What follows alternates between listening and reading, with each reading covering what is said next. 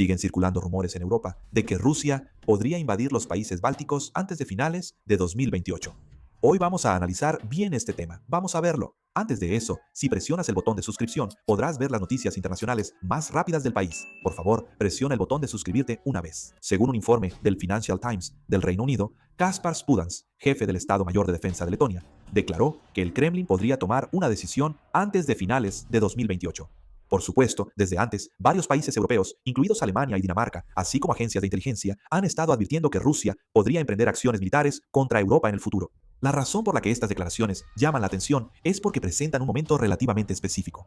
Según un informe del Financial Times del Reino Unido, se analizó el momento en que Rusia podría actuar basándose en los planes de rearme de la OTAN que están en curso. Actualmente, los países miembros de la OTAN están impulsando una modernización militar a gran escala para hacer frente a la amenaza de Rusia.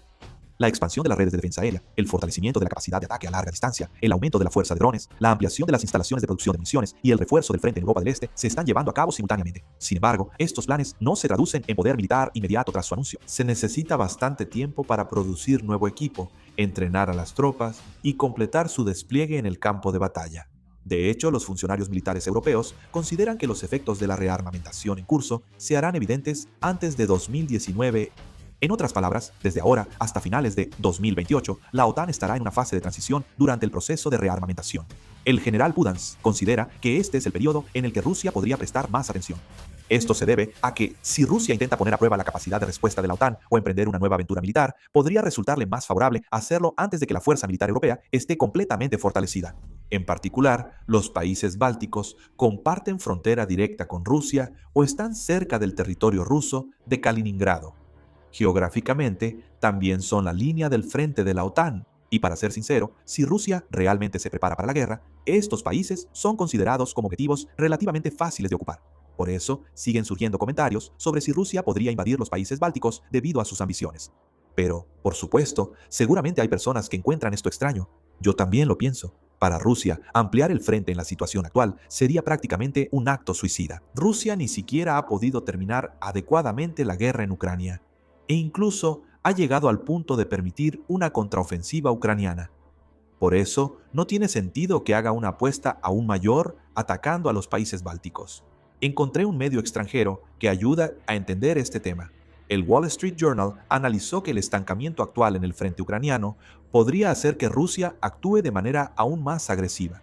Muchos piensan que el ejército ruso todavía mantiene un gran poder militar, pero si vemos la situación real en el campo de batalla, Rusia también está soportando una carga considerable. Según estimaciones de los gobiernos y agencias de inteligencia occidentales, se sabe que el ejército ruso está registrando pérdidas de aproximadamente 35.000 soldados al mes. Se considera que esta cifra supera la cantidad de tropas que el Kremlin puede reclutar nuevamente.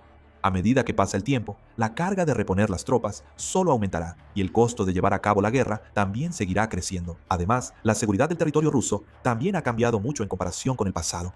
Al principio de la guerra, las zonas traseras de Rusia se consideraban espacios relativamente seguros. Sin embargo, la situación ha cambiado recientemente, ya que el ejército ucraniano ha desarrollado rápidamente tecnología de drones de largo alcance. De hecho, Ucrania está atacando repetidamente instalaciones militares, depósitos de municiones, instalaciones de almacenamiento de combustible, almacenes logísticos e instalaciones de la industria militar ubicadas en lo profundo del territorio ruso. En San Petersburgo y en las zonas cercanas a Moscú también están aumentando los casos en los que suenan las alarmas de ataques aéreos, y el pueblo ruso ha comenzado a sentir que la guerra ya no es algo lejano. El problema es que, cuanto más se prolonga este estancamiento, menos opciones le quedan a Rusia para elegir. Si no logran crear un avance decisivo en el frente de Ucrania y el desgaste de tropas y recursos continúa, el Kremlin podría intentar recuperar la iniciativa de una manera diferente. Por eso, algunos expertos occidentales en seguridad mencionan la posibilidad de que Rusia considere aumentar las tensiones en la región del Báltico o en el Ártico. De hecho, Rusia ha elevado recientemente el nivel de advertencias hacia los países bálticos y ha continuado con declaraciones amenazantes hacia los países miembros de la OTAN. Por supuesto, esto no significa necesariamente que vaya a conducir a una invasión a gran escala de inmediato. Más bien, algunos análisis señalan que es más probable que primero se presenten formas como ataques cibernéticos, interferencia de GPS, provocaciones marítimas, provocaciones aéreas o acciones militares limitadas. Sin embargo, para Rusia, este aumento de tensiones también podría ser un medio para lograr otros objetivos. Dentro de Rusia existe una carga considerable respecto a la emisión de una nueva orden de movilización. Si las tensiones con la OTAN aumentan o surge una nueva amenaza de seguridad, Traplini podría utilizar esto como justificación para impulsar una política de movilización más fuerte. Por eso, hay quienes dicen que podría estar aumentando las tensiones intencionalmente para declarar una movilización general, y si lo maneja bien, incluso podría involucrar a Bielorrusia para inclinar el curso de la guerra a su favor. Otro aspecto al que debemos prestar atención es que la estructura económica de Rusia se está reorganizando rápidamente hacia una economía de guerra. Actualmente, el gobierno ruso está ampliando continuamente el presupuesto de defensa y también está aumentando significativamente la producción de la industria militar. Las instalaciones de producción de municiones, misiles y drones están siendo ampliadas y las principales fábricas militares prácticamente han entrado en un sistema de operación continua. A medida que la guerra en Ucrania se prolonga, la proporción de la industria militar en la economía rusa también está aumentando cada vez más. El problema es que si esta estructura se mantiene durante mucho tiempo, puede que no sea fácil volver al sistema económico original incluso después de que termine la guerra. Algunos expertos en economía consideran que Rusia podría necesitar mantener un alto nivel de gasto en defensa de manera continua para sostener la capacidad de producción militar que ha construido actualmente. Analizan que, dado que se ha invertido una gran cantidad de mano de obra y capital en las fábricas militares y las industrias relacionadas, si la producción disminuye drásticamente, podría generarse una carga económica. También se menciona que el gobierno ruso está utilizando las amenazas a la seguridad como un argumento importante para la gestión del país. Por eso, en Occidente se prevé que Rusia podría intentar mantener la tensión con las regiones vecinas, incluso después de la guerra en Ucrania. Por supuesto, esto no significa necesariamente una nueva guerra. Sin embargo, existe la posibilidad de que continúen las tensiones de diversas maneras, como la expansión de ejercicios militares, el aumento de tropas en las zonas fronterizas, la presión militar en el mar y en el aire, así como ataques cibernéticos y guerra de información. Si Rusia intenta mantener el sistema de economía de guerra que ha establecido actualmente, crecen las preocupaciones de que el entorno de seguridad en Europa también podría permanecer inestable durante mucho tiempo. De hecho, desde la perspectiva de Rusia, los países bálticos podrían ser países muy fáciles de ocupar. En primer lugar, en el caso de Rusia, a través de la guerra en Ucrania, ha estado probando y mejorando continuamente nuevas tecnologías, y actualmente tiene una ventaja sobre los países europeos en la capacidad de producir drones a gran escala y adaptarlos rápidamente para la guerra. De hecho, cuando el ejército británico realizó un juego de guerra asumiendo un escenario de guerra en Estonia, se llegó a la conclusión de que las reservas de drones que tiene actualmente el ejército británico se agotarían en un plazo de 7 días. Y esto no es una exageración. En los países bálticos no hay aviones de combate. Así que otros países aliados europeos están rotando y enviando aviones de combate para apoyarlos. Incluso si sumas todas las fuerzas militares de los países bálticos, el total es de un máximo de 40.000 soldados. Incluso en los juegos de guerra realizados en Alemania, los resultados mostraron que si el ejército ruso movilizara solo entre 10.000 y 15.000 soldados, podrían derrotar y tomar el control de los países bálticos uno por uno. Además, como Estados Unidos sigue mostrando señales de querer retirarse de Europa, para Rusia esto podría parecer una jugada arriesgada que vale la pena intentar.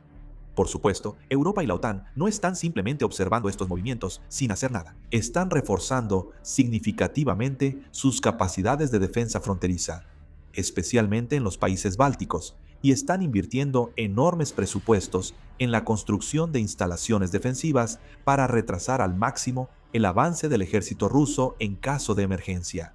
De hecho, los países bálticos están ampliando búnkeres, obstáculos antitanque, alambres de púas e instalaciones de vigilancia, especialmente en las zonas fronterizas con Rusia y Bielorrusia. La OTAN también está reforzando sus capacidades de defensa en el frente oriental mediante el aumento de tropas y la reorganización de su sistema de mando. Uno de los países que más activamente está tomando medidas es Lituania. Lituania decidió aumentar su gasto en defensa hasta el 5.5% del PIB para 2026. Esta cifra está entre las más altas de los países miembros de la OTAN. Lituania percibe las amenazas a la seguridad de manera muy sensible porque se encuentra entre Kaliningrado, que es territorio ruso, y Bielorrusia. Por eso, están invirtiendo mucho presupuesto en fortalecer su capacidad de ataque a larga distancia, defensa aérea y fuerzas blindadas. Se sabe que, en particular, han mostrado un gran interés en las armas de fabricación coreana. Se está considerando la posibilidad de adquirir vehículos de combate de infantería, sistemas de defensa aérea de corto alcance y varios equipos terrestres. Y la industria de defensa coreana también está prestando atención a la región del Báltico como un nuevo mercado. La situación en Letonia es similar. El gobierno de Letonia ha anunciado un plan para aumentar el gasto en defensa hasta el 5% del PIB para el año 2028. Actualmente, también están aumentando continuamente el presupuesto de defensa y están promoviendo la expansión de las Fuerzas Armadas, el fortalecimiento del sistema de reservistas y la mejora de la capacidad para recibir tropas de la OTAN.